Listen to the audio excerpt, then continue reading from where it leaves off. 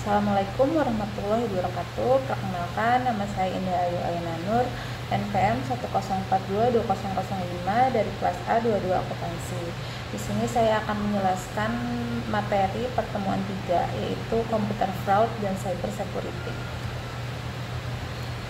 Fraud atau kecurangan atau penipuan adalah suatu tindakan yang digunakan oleh seseorang menimbulkan ketidakadilan atau kerugian bagi pihak lain.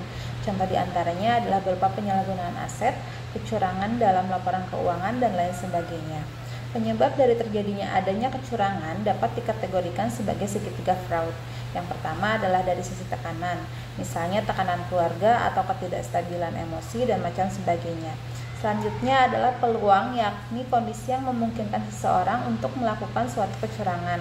Kemudian ada rasionalisasi, yakni membuat mereka merasa perilaku ilegal menjadi sesuatu yang wajar. Kecurangan atau penipuan pada komputer yakni tindakan ilegal apapun yang membutuhkan pengetahuan teknologi komputer untuk melakukan tindakan awal penipuan, penyelidikan, dan pelaksanaannya.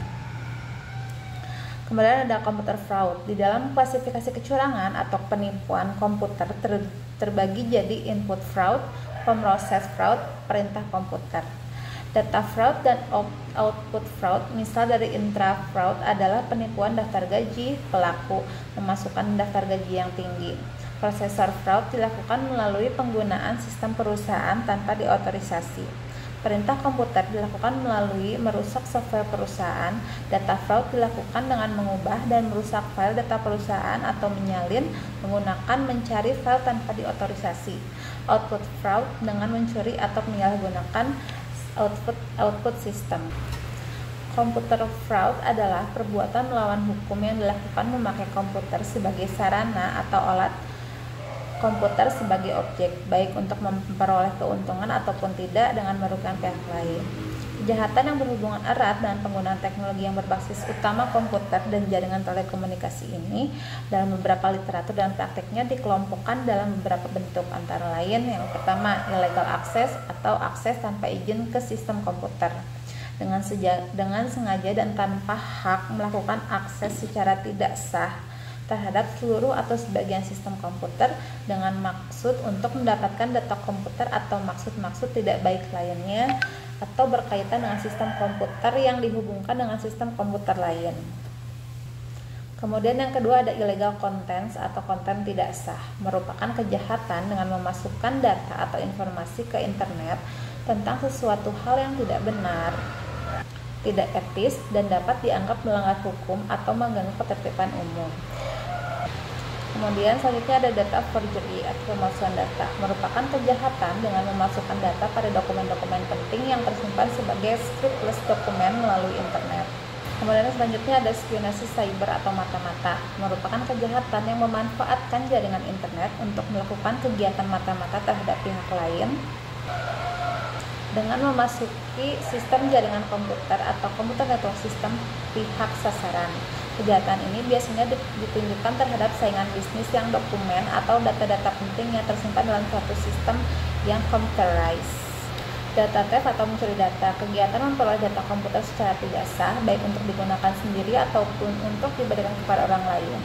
Identity theft merupakan salah satu dari jenis kejahatan ini yang sering diikuti dengan kejahatan penipuan atau fraud. Kejahatan ini juga sering diikuti dengan kejahatan data leakage.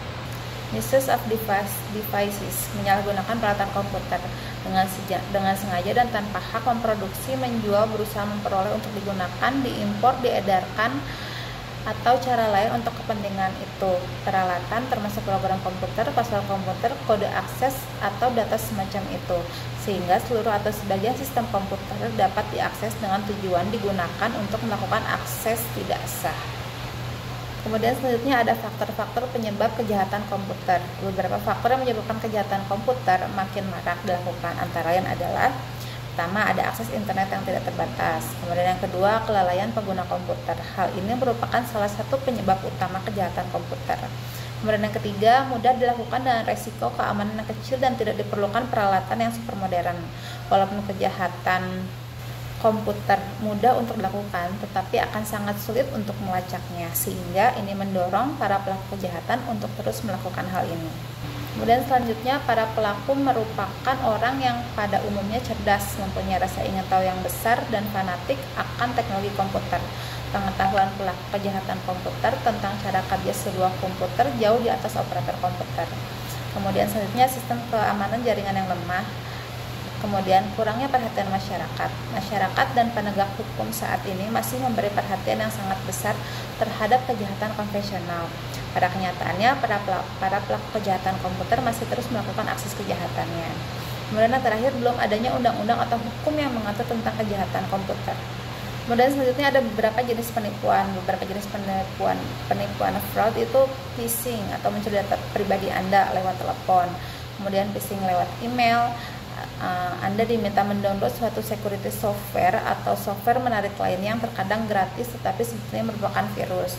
Terkadang dalam email bank tipuan, Anda diminta mengisi survei atau mengklik link ke undian yang menarik. Jika Anda menerima telepon atau email dari bank yang sebetulnya bukan Anda atau bukan penerbit kartu kredit Anda, kemungkinan besar Anda akan ditipu. Tawaran pinjaman kredit dalam jumlah besar dengan bunga rendah. Computer attack dan abuse techniques. Kejahatan terhadap sistem informasi akuntansi atau yang biasanya menyerang di sistem komputer biasanya disebut cybercrime. Terdapat beberapa cara atau kecurangan yang dibuat oleh pihak-pihak yang berperilaku jahat ingin mencuri atau menghancurkan suatu sistem. Ada beberapa teknik dalam kejahatan terhadap sistem yang ada di komputer, yaitu hacking, hijacking, spamming, spoof. Hacking adalah seseorang yang mengakses secara tidak sah, memodifikasi data milik orang lain atau data sistem perusahaan. Hijacking yaitu kegiatan memasuki sistem dengan sistem lainnya yang dijalankan oleh seseorang. Spamming adalah pengiriman email yang tidak penting ke suatu account yang mana hal ini mengakibatkan terganggu suatu sistem informasi di dalamnya. Sekian penjelasan dari saya. Terima kasih. Assalamualaikum warahmatullahi wabarakatuh.